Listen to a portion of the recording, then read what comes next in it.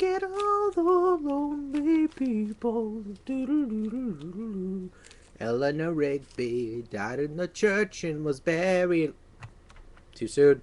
Too soon. Anywho, got some periodical pickups here for you guys today. So, first thing I picked up here was some Kool-Aid.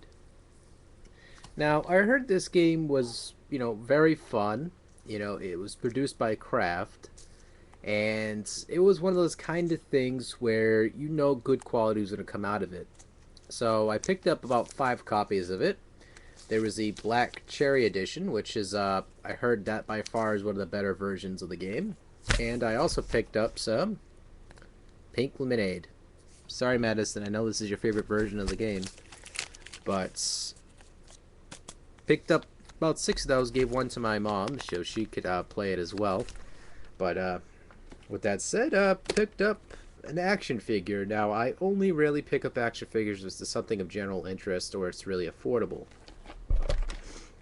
So I picked up I believe this is what size is this one?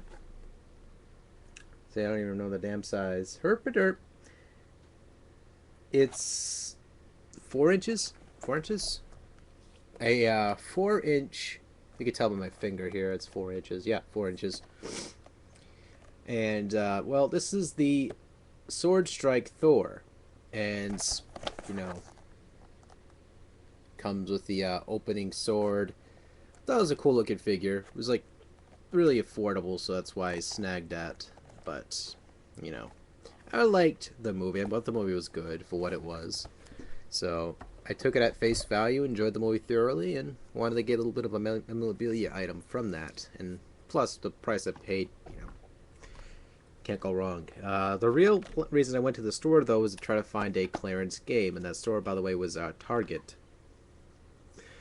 And I wanted to grab this one for a little long time, and I waited and waited and waited and waited. So I had a $5 gift card, put it towards this, and I picked up a copy of Dead Rising 2 for the PS3. I would have got this for the 360, but I just said screw it.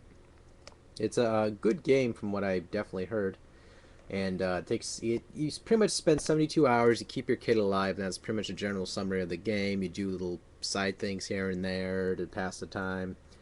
And, you wear outlandish, crazy-looking outfits, blah, blah, blah, touch my nipples. That's pretty much the summary of this said content. So, again, I didn't even pay anything at all for this, so it was pretty cool. Sunday, my birthday's coming up, so, that's kind of why I went to the store this weekend, because, wanted to splooge a little bit, do something for myself for my birthday, and see if this comes in a DLC. Usually doesn't. We're talking about Capcom here. They kind of went lazy lately. Oh, there's a map in here. That's good to know. Of Fortune City, which this game is actually based off in Las Vegas, but someone told me there was a map and some DLC usually in the standard copy as I was checking, and this is the version that has it, even though I don't believe the person, but the only thing I had in there was a map that was useful, because I always get lost in those type of games. And the next game I picked up here, which I love dramatically, like I'm up to the subway town right now in this game, and that is Rage. And I knew it was going to be good. It wasn't going to be an amazing game. It was just going to be very good. And id Software is behind it, so I knew I was going to like it nonetheless. It's sort of like a little bit of a biased nature, but usually, id doesn't make Grand Slam games at all anymore as they used to, but they still make good games. And they have that sort of dedication to detail. I mean, besides the money pumped into them from Bethesda, that's pretty much why they're usually forced to do projects quicker, because they don't want to. Because here's the business sense and why people don't understand about this, right? Most of these companies who pump money into companies such as id Software now, and all these companies buying these smaller ones, so that way they don't have to do most of the work anymore. And on top of that, They can get quicker products out and be able to charge, keep the money flow going at least.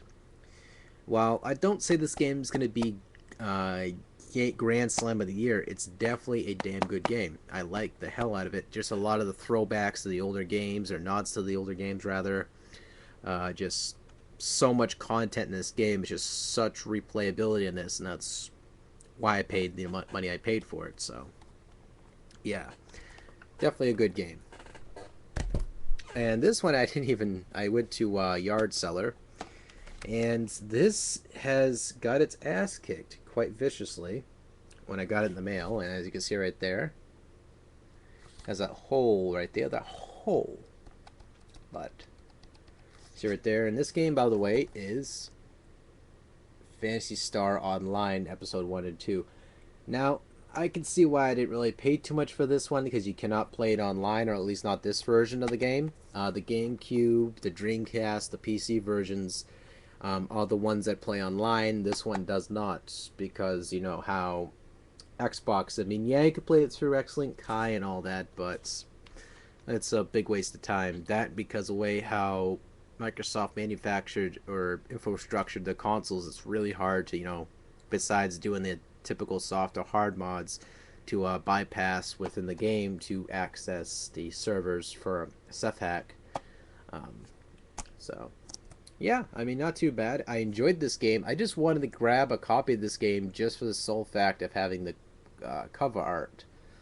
And this is a generic case. See, it's an X rental. The case came through to my mail, like it just been through World War III. As you can see right here, there's some scribble on it from a rental place, which that's in the dark marker. So I mean, I could see it. It's just trying to remove that is going to be a little bit tricky. So I'm going to have to be very careful. Find some sort of one of those disinfectant wipes with a cleaner in it, and be careful and just kind of remove it.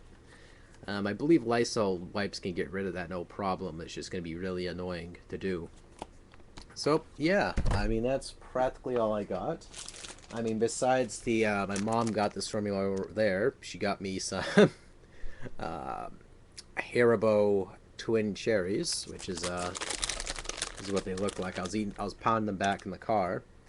Big thank you to her, though. These are pretty nice. The funny thing, too, is because my birthday's coming around the corner, she was offering to pay for the figure I showed you for Thor. And I was like, no, don't do that. So, little story there for you. But, yeah, that's all I got for right now. I mean, I'm going to be getting more games throughout the weekend, and hopefully I can share it with you guys all in one little bundle. But, as you can excuse me, I'm going to go and make myself some Kool-Aid. Because I'm ghetto like that. Oh, man. Touch my dirty nipple.